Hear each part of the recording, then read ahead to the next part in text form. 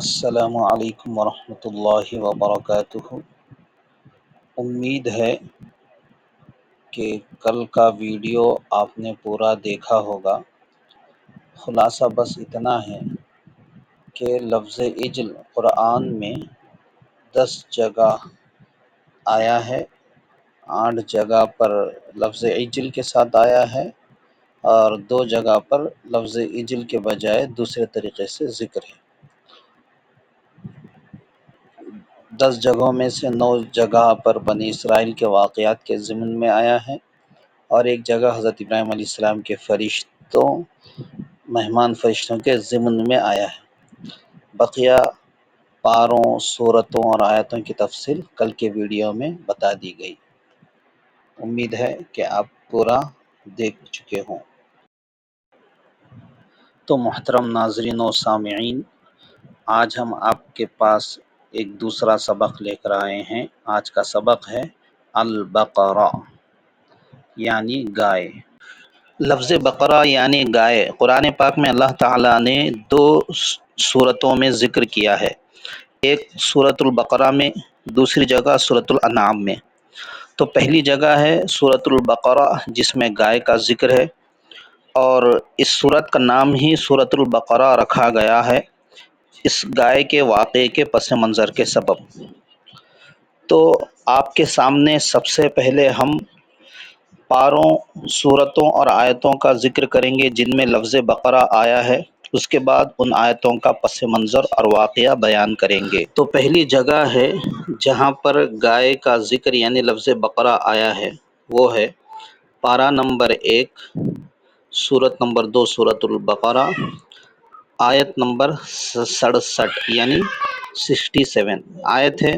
وَإِذْ قَالَ مُوسَىٰ لِقَوْمِهِ إِنَّ اللَّهَ يَأْمُرُكُمْ أَن تَذْبَحُوا بَقَرَةً قَالُوا أَتَتَّخِذُنَا هُزُوًا قَالَ أَعُوذُ بِاللَّهِ أَنْ أَكُونَ مِنَ الْجَاهِلِينَ۔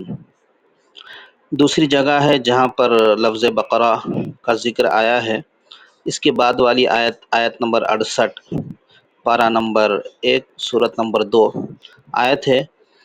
قالوا ادع لنا ربك يبين لنا ما هي قال انه يقول انها بقرة لا فارض ولا بكر عوان بين ذلك فافعلوا ما تؤمرون۔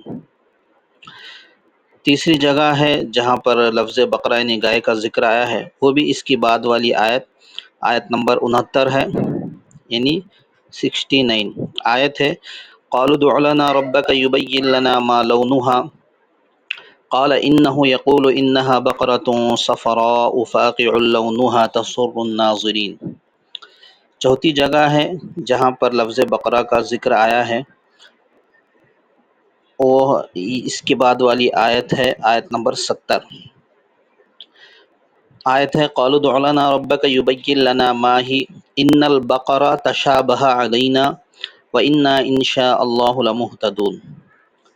پانچویں جگہ ہے جس میں لفظ بقرہ آیا ہے، وہ بھی اس کی بعد والی آیت نمبر 71 ہے یعنی پارہ نمبر 1 سورت نمبر 2 سورہ بقرہ آیت نمبر 71 آیت ہے۔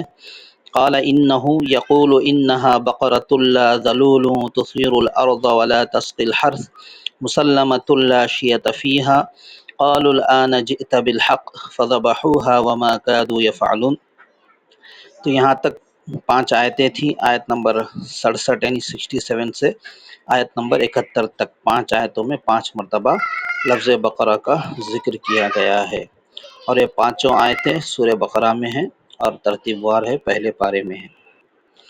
اس کے بعد سورۃ الانعام میں 2 جگہ لفظ بقرہ آیا ہے، تو مکمل 7 مرتبہ لفظ بقرہ قرآن پاک میں آیا ہے۔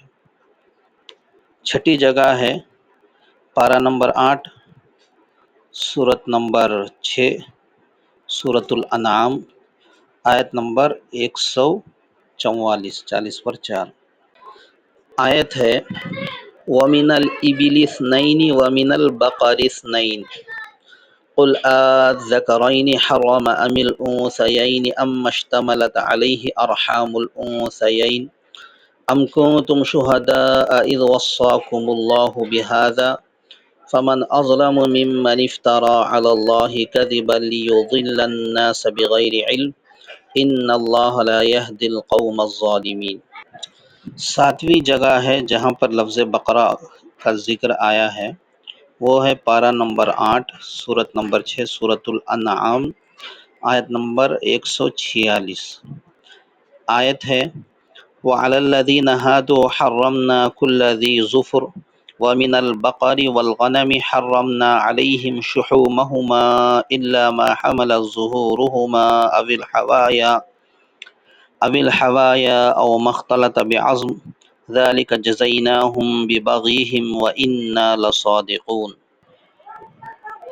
سورۃ البقرہ میں جو لفظ البقرہ کا ذکر آیا ہے تقریباً آیت نمبر 67 سے آیت نمبر 71 تک، 5 آیتوں میں مستقل۔ تو سورۃ البقرہ میں جو لفظ البقرہ کا ذکر آیا ہے، گائے کا ذکر آیا ہے، جو آیت نمبر 67 سے آیت نمبر 71 تک ہے، اس کا پس منظر اور واقعہ یہ ہے کہ بنی اسرائیل میں ایک شخص قتل ہو گیا تھا اور قاتل کا پتہ نہیں چل رہا تھا۔ لوگوں کے درمیان جھگڑا شروع ہو گیا کہ قاتل کون ہے۔ وہ حضرت موسیٰ علیہ السلام کے پاس آئے تاکہ مسئلہ حل ہو۔ موسیٰ علیہ السلام اللہ تعالیٰ سے رجوع ہوئے تو اللہ تعالیٰ کا حکم آیا حضرت موسیٰ علیہ السلام کے ذریعے سے۔ تو سب سے پہلی آیت نمبر 67 میں اللہ تعالیٰ نے ان کو حکم دیا کہ گائے کو ذبح کرے۔ اب چاہیے تھا کہ وہ فوراً عمل کر کے کوئی گائے لے کر ذبح کرتے، لیکن انہوں نے ذبح کرنے کے بجائے سب سے پہلے کہا کہ کیا آپ مذاق کر رہے ہیں؟ تو حضرت موسیٰ علیہ السلام نے کہا کہ مذاق کرنا یہ جاہلوں کی عادت ہے، میں اس سے پناہ چاہتا ہوں۔ تو انہوں نے پہلا سوال کیا اگر گائے کو ذبح کرنا ہے تو بتاؤ گائے کیسی ہو؟ تو جواب ملا آیت نمبر 68 میں نہ زیادہ بوڑھی ہو نہ کم عمر ہو، درمیانی عمر والی ہو۔ اس کے بعد انہوں نے دوسرا سوال کیا اس کا رنگ کیا ہو؟ تو ان کو جواب ملا آیت نمبر 69 میں بالکل زرد رنگ کی ہو، ایسی کہ دیکھنے والوں کو خوش رکھے۔ اس کے بعد انہوں نے تیسرا سوال کیا ہم پر اور گائیں بھی ہے، مشتبہ ہو گیا، یعنی سمجھ میں نہیں آ رہا، تھوڑا وضاحت کے ساتھ بولیں۔ تو ان کو جواب ملا آیت نمبر 71 میں ایسی گائے جو نہ زمین جوتنے کے لیے لگائی گئی ہو نہ کھیتوں کو سیراب کرنے کے لیے، بے عیب اور بے داغ ہو۔ اس کے بعد آخری آیت میں فرمایا گیا کہ ان کے سوالات سے ایسا لگ رہا تھا کہ یہ ذبح نہیں کریں گے، یعنی امید نہیں تھی کہ ذبح کریں گے۔ ٹال مٹول کرتے ہوئے آخر میں مجبوراً انہوں نے ذبح کیا۔ تو اسی کے تحت یہ آیتیں نازل ہوئی تھیں۔ سورۃ الانعام میں جو 2 مرتبہ ذکر ہے، آیت نمبر 144 اور آیت نمبر 146، اس میں جو ذکر آیا ہے وہ زمانے جاہلیت میں یہ لوگ جو کفار و مشرکین تھے جانوروں میں بھی تفریق کرتے تھے کہ فلاں جانور مردوں کے لیے حلال، فلاں عورتوں کے لیے حلال، فلاں عورتوں کے لیے حرام، یا گائے کے پیٹ میں جو بچہ ہے وہ حلال وہ حرام، اس طرح کے رسم و خرافات ان کے اندر تھی۔ تو اللہ تعالیٰ نے ان آیتوں میں فرمایا کہ نر اور مادہ چاہے گائے میں سے ہو یا بھینس میں سے ہو یا بکری میں سے، یہاں پر جو لفظ بقرہ، لفظ البقر جو کہا گیا ہے وہ جنس کو لیتے ہوئے کہا گیا ہے۔ بقر کے اندر گائے بیل بھینس سب آ گئے، اور سورہ بقرہ میں جو لفظ البقرہ ہے اس سے گائے ہی مراد ہے، اور لفظ البقرہ عموماً گائے کے لیے استعمال ہوتا ہے، لیکن وہ اس کے اندر ساری جنس بھی داخل ہیں۔ تو بہرحال تفصیل یہاں پر کرنا نہیں ہے، اسی کے تحت یہ آیتیں نازل ہوئی ہیں۔ بس آپ کو یہ خیال رکھنا ہے کہ کس ضمن میں نازل ہوئی تھیں۔ تو حلال اور حرام انہوں نے کر لیا تھا بہت سارے جانوروں کو، تو اللہ تعالیٰ نے کہا کہ جو اللہ نے حلال کیا وہ حلال ہے، جو اللہ نے حرام کیا وہ حرام ہے، اور جانوروں کی قسمیں بیان کرتے ہوئے یہ آیتیں نازل ہوئی۔ اللہ تعالیٰ سے دعا ہے کہ اللہ تعالیٰ ہم سب کو کہنے سننے سے زیادہ عمل کی توفیق عطا فرمائے۔